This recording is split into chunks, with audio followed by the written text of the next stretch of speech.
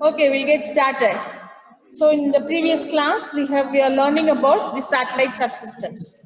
That is the heart of the communication satellite is the communication subsystem, and the transceiver is being part of the transponders. So it had a set of transponders that will be used for receiving with the help of the uplink signals, and then retransmitting them back to the earth with the help of the downlink signals. So this transponder is just going to be a repeater that implements the wideband communication channel, which can carry many simultaneous communication transmissions.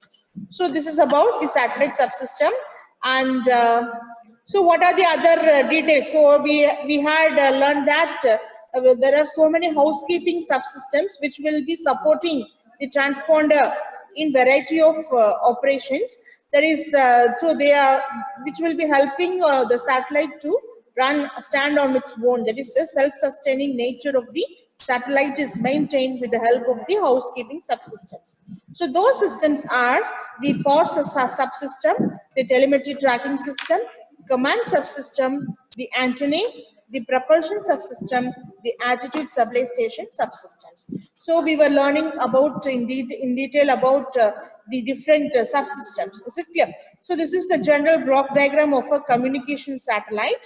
So the first one is the power subsystem, which has the solar panels and the charging batteries and the regulators. So what is the functionality of solar panels?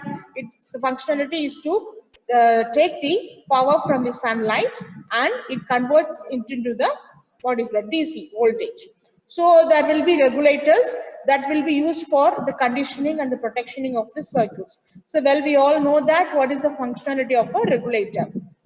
So it regulates the DC voltage, or it conditions to the particular voltage level which is required by all the other subsystems. And this DC to DC converter and DC to AC converter will be there to whichever system it is required. Accordingly, the conversion process is done and that is being sent to the corresponding subsystems.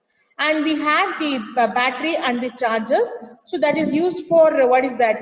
Whenever there is a power failure, or whenever the sun is not visible, focused on the solar panels, or during eclipse times. What happens? During eclipse times, the sun will not be focused to the solar panels. So that time power generation process will be interrupted. So during such scenario, what happens? We need to have the power supporting systems that will be facilitating the power supplies to the all the other subsystems. So that is done with the help of the charging batteries. So during normal time, the charging batteries keep on charging from the solar panels, and during the time of emergency or the critical situations where the solar power is not focused on the solar panels, it will be supplying power to all the other subsystems. So that is the functionality of the power subsystem. Then coming to the communication subsystem, which is the main part. So it will be receiving the signal from the earth station or the ground station through the uplink signal through the antenna subsystem. So that is being given to the receiver. So the communication subsystem will be having the receiver, frequency translator and the transponder. The together it is called to be the transponder. So it has the transmitter. Okay. All together it is called to be the transponder. So similarly, we'll have one or more transponders which will be providing the communication support services, and all these are connected to the antenna subsystem, and we'll be having the physical antennas. So that will be used for receiving and transmitting the uplink signal, and as well as for transmitting the downlink signals. So well, we all know that the uplink signal and the downlink signal will be at different frequencies. Okay, so the reason for that also we know. So apart from that, we'll be having the telemetry tracking and control system, which will keep on monitoring all the subsystems present in the satellite. So it keeps tracking whether these systems are alive or not, and the control system subsystem will send what is that, whatever the control signals that has to be sent to these subsystems, everything is being controlled by this control subsystem. And we'll be having the telemetry antenna and the propulsion subsystem, the attitude control subsystem as well. Okay, so now let's move on to the next topic, that is the ground station. So far we have learned about the Earth's, there is the satellite, what are the power system, the subsystems that is being integral part of the satellite. So now we will learn about the ground station in detail. So this ground station is otherwise called as the Earth station. So it is on the terrestrial ground, that is on the Earth's surface. So it is the terrestrial base of the system.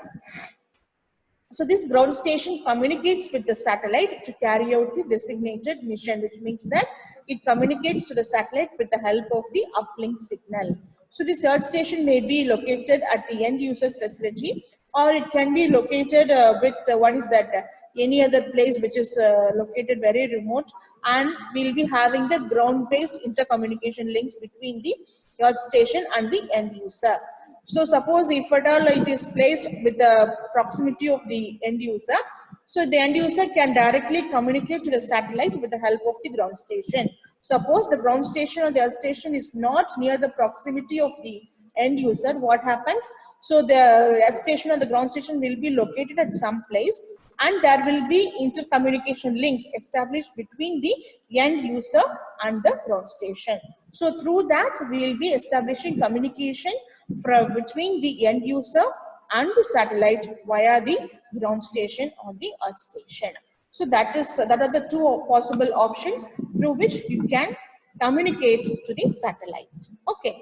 So in earlier days, what happened, the satellite systems, that is the Earth stations, were typically placed in a remote country locations. Normally it is not placed in the very proximity or the closer to the end user. So some remote places they used to install these Earth stations.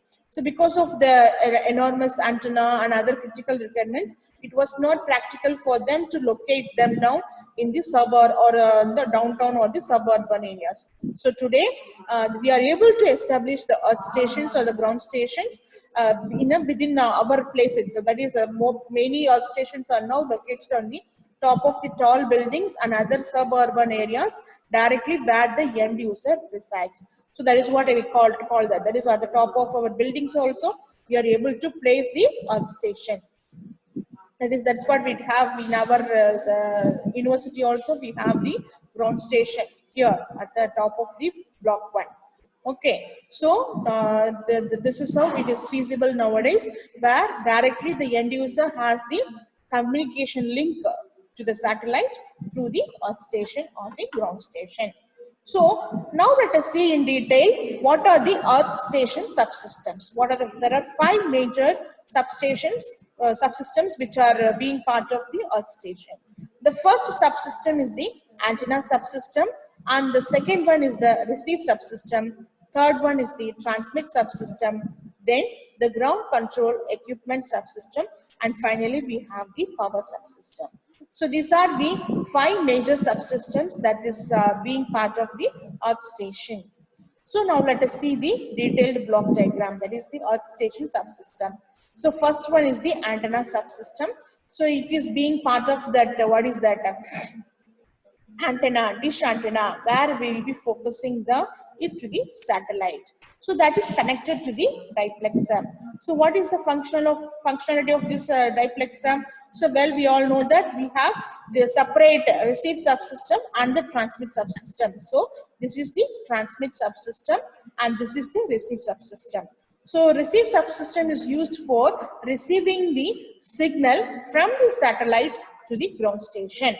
Okay, so whatever the signals that is being received from the satellite, it is being captured via the same antenna, the single antenna, and that is connected to the receive subsystem with the help of the diplexer. So this single antenna is used for both receive as well as transmission process. So that is being differentiated with the help of this diplexer. So whenever the signal is being received from the Earth satellite, so this diplexer will connect the antenna circuit to the receive subsystem. So whenever the downlink signal is received from the satellite, so this diplexer will physically connect the antenna subsystem to the receive subsystem, so that whatever signal is being received, so that will be made to pass through a band pass filter and low noise amplifier. So I'm not going to discuss in detail about what is the functionality of band pass filter and low noise amplifier. This we have already discussed. Okay, and there will be the power divided circuit and the down frequency converter will be there. So in order to generate that intermediate frequency, this local oscillator will be there, and again band pass filter will be there. Then finally it is demodulator and demultiplexed, and finally the outputs are being generated here, and it is being read here. The outputs are read here and it is analyzed. Okay, so this is about the receive subsystem. So this is for analyzing the signals that is received from the satellite to the earth station with the help of the downlink signals. Okay, so suppose we wanted to transmit the signal to the satellite with the help of the uplink frequency signal. What happens? We need to make use of this transmit system. Transmit subsystem. So in such scenario, this transmit subsystem will be connected to the antenna via the diplexer. So it will be connected to the antenna via the diplexer. So this diplexer will be physically connecting the transmit subsystem to the antenna subsystem. And then from there, the signals are communicated to the satellite system via the uplink signal. So whatever, so what we need first, we need to generate the input signal, which has to be transmitted to the satellite. So what is that? What for the raw signals, which are baseband signals that it's been multiplexed, and then it is again modulated with the help of the carrier oscillator, and it will be up converted. So here we are doing the down conversion process, and here will be up converted, and that will be combined here, and this is the power amplifier will be there, and that will be given to the band pass filter, and then it is sent as the uplink signal to the satellite system. Okay, so this is how the transmission and the reception processes are happening with the help of this what is that diplexer and the transmit and the receive systems here. Okay, and this is about the, that is the, we told that the ground control equipment for receive operation. This is the ground control equipment for the transmission operation. So this ground control equipment will be having this demodulator and the demultiplexer circuit for the receive process, and this ground control equipment will be having again the modulator and multiplexer for the transmission process. So all these systems require power. So that is done with the help of the power subsystem. So the DC power to all the subsystems here. So direct AC power supply is given to this particular power subsystem, and this AC power is actually converted to DC power supplies, and it is connected to all the other subsystems which require power. So for functioning of all the subsystems, we need DC power supply. So all these are electronic equipments, is it not? Therefore, that will be converted with the help of this AC to DC converters, and that is supplied to all the subsystems. So how these power subsystems are working means, so suppose any power failure is there, any AC power line failure is there, so automatically there will be generators in that location, or rechargeable batteries will be there in that location, so which will be supplying power to this what is that power subsystem, and that is given to the DC supply. So now let us see in detail one by one. Okay, so the power subsystem. First we will learn about the power subsystem. So this power subsystem furnishes all the power to the other equipment. The primary source of power is the standard AC power lines. So what happened? So this power system operates as a power supplies that distributes a variety of DC voltages to the other equipment. So this power subsystem also consists of emergency power sources such as diesel generators, batteries, I told you. So diesel generators will be there. So whenever this raw AC power is cut off, these diesel generators will automatically turn on. So that will be supported as a power backup. And also there will be power, batteries and inverters. So depending upon the size of the earth station as well as the power requirement of the ground station, we'll be going for the corresponding power backup systems. So it could be diesel generators or batteries, or sometimes it could be inverters to ensure continuous operation during the power failures. So it should be something similar to what you have. See, have you seen any at the places where this what is that cell phone towers are there? Have you seen the places where cell phone towers are there? So the cell phone tower, sometimes it will be placed over a building, and some places it will be in isolated places. So in the places where it is isolated also, there will be a power generator room at the bottom, here, bottom of the tower. Okay, so it will be in the terrestrial place. So whenever there is, what is that, power failure, raw power failure, that is raw power failure also, what happens? So automatically there will be power backup generators, automatically it will turn on. So there will be huge number of batteries which are connected in a sequence manner, in a serial manner, it will keep on charging. So whenever there is a raw power failure happen is there, automatically these batteries will turn on and it will be supporting as a backup, power backup systems. Okay, in the same way, depending upon the size of the earth station and the ground station, the power backup batteries or the diesel generators or inverters will be helping to supply the power to the subsystems which are requiring the power supply for its functioning. Is it clear? So this is about the power subsystem. Next, we'll talk about this antenna subsystem. As I told you already, this antenna subsystem is the main part here. It is the diplexer. So it is going to act like a waveguide. So it is in a kind of arrangement is a waveguide. So waveguide, I think you would have learned in your antenna design. So you will be learning in detail in your 7th semester also. Okay, that is in 8th semester, I suppose. That is optical and microwave. Okay, so this wave is going to act as a waveguide that will be permitting both the transmitter and receiver to use the same antenna.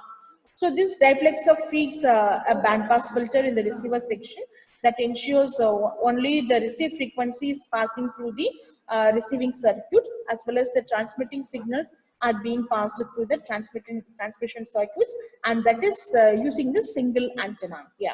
So we don't have separate antenna for the transmission system as well as the receiving system. A single antenna will be used for both the transmission and the reception process. The functionality is being differentiated with the help of the diplexer. So this bandpass filter blocks all the high power transmit signals that can occur simultaneously with the reception. Is it clear? Therefore, it isolates the transmit system as well as the receive system. So this also prevents the overload and damage that is happening to the receiver. So whenever overload signals are being received in the antenna, so it might cause damage to the, that is to the receiver and all the other systems which are functioning there. So that is also being nullified and protected with the help of the diplexer. Okay, so the main function of the diplexer is to isolate the transmitter system and the receiver system, as well as it also prevents the overload and damage that is being caused during the reception process. Okay, so this is all about the antenna subsystem. So the output of the bandpass filter is also fed to a low noise amplifier that drives a power driver. So this is again a waveguide like assembly that splits the received signal into a smaller equal power signals. So the power driver feeds the several down converters, and that is again it is mixed with the help of the local oscillator to generate the intermediate frequency. So normally the received signals it is being down signals are being down to an intermediate frequency of usually 70 megahertz. So this intermediate frequency and the local oscillator functionalities, it is same as what we have learned in our television systems. Okay, television receiver we have learned, is it not? So it has the same functionality as that. So it is going to down convert the frequency signals to an intermediate frequency of 70 megahertz. Okay, and so the bandpass filter again ensures the selection of the proper sidebands out of the down converted signal. So this intermediate frequency signal containing the data is again sent to the what is that the equipment, ground station control equipment to receive, that is being again demodulated and fed to the demultiplexer to retrieve the original signals, and finally the original signals are being analyzed. So this is how the signals are being communicated to the system where it has to be analyzed with the help of the antenna subsystem. So what we have learned now, so now we have learned about the ground station. So in the ground station, we have learned in detail about the power subsystem. Then secondly, we have learned about the antenna subsystem. So next we will move on to the third subsystem, that is going to be the receive. receive subsystem. So as I told you already, so this receive subsystem, so the downlink signal from the receiver is the receive subsystem of the earth station. So it usually consists of the low noise amplifiers that take the small signal received from the satellite, and then it amplifies it to a level suitable for further processing, because the signals that are being received will be of weaker in length, so it has to be amplified with the help of low noise preamplifiers. And then signal is then demodulated and then sent on to the other parts of the communication system. Okay. So next one is the receive system consists of the low noise amplifier, down converters, and other related components. Here again, it again translates the signal into a suitable signal which is equivalent to the intermediate frequency. So from that point, this intermediate frequency is demodulated, demultiplexed, and as a necessary signal to what is that? Extract the original baseband signals. Then we will be analyzing that. And the fourth component here, it is the ground control equipment. So the received ground control equipment consists of one or more racks of the equipment that is used for the demodulating and the demultiplexing of the received signals. So the down converters will provide the initial channelization by the transponder, and the demodulators and the demultiplexing equipment with the signals that are being converted to the down converted to an intermediate frequency of 70 megahertz, and the original signals are extracted. Then the other intermediate signals could be developed as depending upon our application. We need to tune the signal to that particular frequency, intermediate frequency signal, and extract the original signal. So this is about the ground control equipment. And finally, we have the fifth subsystem, that is the transmitter subsystem. So this transmitter subsystem consists of the two basic parts. First one is the up converter and the power amplifier. So before transmitting the signal as the uplink frequency signal, we need to amplify it. So we will be having up converters and power amplifiers. So this up converter translates the baseband signal, that is the original signal, which is being modulated, baseband signals which are modulated on two carriers up to a final uplink microwave frequency signal. Is it clear?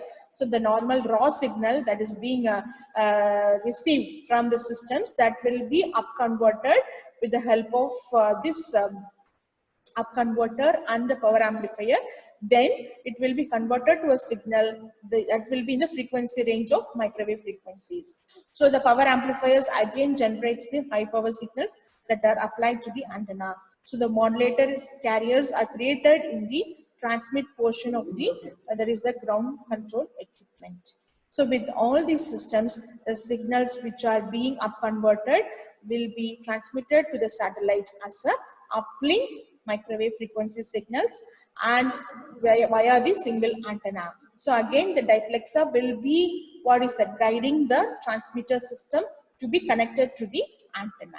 Okay, so it will be blocking all the signals that is being received from the receiver circuit will be isolated here. When the transmitter system is functioning, the receiver circuit will be isolated. Whereas in the same way, when the receive signal system is functioning, the transmitter portion will be isolated here. And the last one is the power subsystem. So most of the earth stations receive their power from the normal AC mains. So the standard power supplies convert the AC power supply to the DC supplies which are required for the operation of all the subsystems found in the ground station. So most of the earth stations will have a backup power subsystems. That is the power backup system. It takes off if any AC power failure occurs. Is it clear? That is why whenever there is a power cutoff, there is a EB mains are cut off, we will be able to still communicate. Even in the cell phone towers also, we will be still able to communicate with the help of the AC power backup systems. So automatically generators will be turned on. So only one scenario we were totally cut off. It's not when the cell phone towers were not working. The moment when we had flex, is it not? All the powers were drained. We did not have continuous AC power supply for continuous 3 days.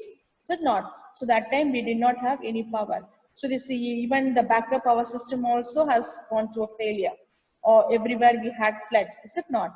So in the same way, the ground station and the earth station subsystem will also have power backup systems. So this power backup systems, it could be a diesel engine driving AC generated. On this diesel engine driving AC generator is automatic system. So whenever a raw power is cut off, automatically it will turn on. Okay. Similarly, for smaller systems where smaller applications, what is that, satellite applications it is used, it is the ground station will be of smaller power consumption. So in such cases, you can go for UPS power supplies. There is uninterrupted power supplies where we will drive their main power from batteries, rechargeable batteries. Is it clear? So there will be a sequence of batteries arrangement which will be supplying power when the main AC power is cut off. Okay. And the next one is about the telemetry and the control subsystem. As I told you already, this telemetry control subsystem is used for monitoring the systems of the system, subsystems, which are being part of the satellite and the other subsystems. So this telemetry equipment consists of the receiver and the recorders and indicators, and there will be a lot of sensors available here. So it will keep on monitoring all the electronic equipments. And so it keeps sending signals whether the system is alive or not, or if any failure has occurred. So the signal may be received by the main antenna and the separate telemetry antenna. So the separate receiver on a frequency different from that of the communication channels that is used for the telemetry purposes. So it should not get confused with the actual uplink signal and the other downlink signals. Okay, so it is a separate set of frequency of signals that is used for monitoring. Okay, so once this is, telemetry signals are received, the control systems will go and analyze the nature of the signals, and it will make a study whether a system is a satellite is alive or not. And also this control system permits the ground station to control the satellite. So you can have a control over the position of the satellite, and you can maintain the temperature of the satellite, and something goes wrong, what is that, heat sink and other systems has to be turned on in order to reduce the thermal power generation of the systems. So this system usually contains a computer for entering the program, then that modulator carrier that is amplified, and then it fed to the main antenna. So this is how the control signals are generated and transmitted. So that is about the telemetry and the control subsystem. So this every satellite is designed to perform a specific task. So this predetermined application specifies the kind of equipment that has to be on board on the satellite, or it has to be placed in the orbit. So the main applications for which the satellites used here are the communication satellites. You see, so this so every satellite.